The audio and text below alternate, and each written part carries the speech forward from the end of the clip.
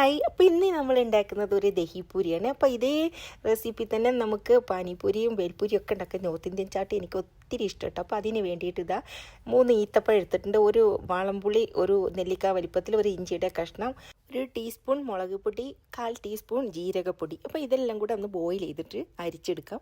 പിന്നെ ഗ്രീൻ ചട്ടിനിക്ക് വേണ്ടിയിട്ട് മല്ലിയില എടുത്തിട്ടുണ്ട്, പുതിനയില, ചെറുനാരങ്ങയുടെ നീര്, ഇഞ്ചിയുടെ കഷ്ണം, ഇതിലേക്കും ജീരകം, ആവശ്യത്തിന് ഉപ്പൊക്കെ ചേർത്ത് പച്ചമുളകും കൂടെ ചേർത്ത് നമുക്കിതൊന്ന് മിക്സിയിലിട്ട് അരച്ചെടുക്കാം. അപ്പോൾ ഇതാണ് ഗ്രീൻ ചട്ടിനി. അപ്പോൾ 2 തരം ചട്നിയാണ് എടുത്തത്. ഒന്ന് സ്വീറ്റ് ചട്നി, അതായത് എരിവും മധുരവും പുളിയും ഒക്കെ കൂടിയുള്ളൊരു ചട്നി. പിന്നെ ഇത് ഗ്രീൻ ചട്നി, ഇത് നല്ല സ്പൈസി ആയിട്ടുള്ള ഒരു ചട്നി കേട്ടോ. അപ്പോൾ ഇതെല്ലാം കൂടെ ഒരു ജാറിലേക്ക് ഇട്ട് കൊടുത്ത് നമുക്ക് അടിച്ചെടുക്കാം. അപ്പോൾ ഇവിടെ ഗ്രീൻ ചട്നി റെഡി ആയിട്ടുണ്ട്.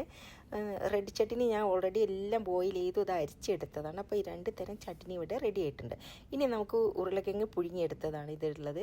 പിന്നെ അതിലേക്ക് കട്ട് ചെയ്ത് ഒരു സവാളയും കൂടെ കുറച്ച് ചെറിയ കഷ്ണങ്ങളായിട്ട് കട്ട് ചെയ്ത് ചേർത്ത് കൊടുക്കണം. പിന്നെ ഇതിലേക്ക് നിങ്ങൾക്ക് കടല വേണമെങ്കിൽ ചേർക്കട്ടോ, പക്ഷേ എനിക്ക് അത് ഇഷ്ടമില്ലാത്തതുകൊണ്ട് നമ്മൾ ചണയുണ്ടല്ലോ ചെറിയ, അതും കൂടി ചേർത്ത് കൊടുക്കാറുണ്ട് എല്ലാവരും, പക്ഷേ എനിക്ക് ഇഷ്ടമല്ല.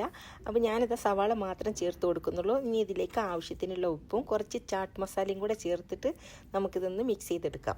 അപ്പോൾ ഇതിലേക്ക് ഞാൻ ചാട്ട് മസാലയും ഒക്കെ ഇട്ടിട്ട് റെഡിയാക്കി വെച്ചിട്ടുണ്ട്.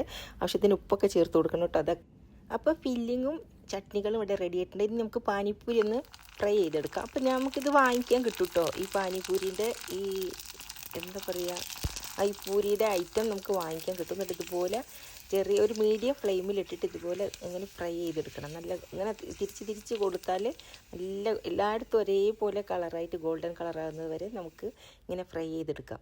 അപ്പോൾ ഇത് വാങ്ങിക്കാൻ കിട്ടുന്നതുകൊണ്ട് തന്നെ നമുക്ക് എല്ലാം ഇതുപോലെ വീട്ടിൽ അടിപൊളിയായിട്ട് നമുക്ക് റെഡിയാക്കാൻ പറ്റും കേട്ടോ.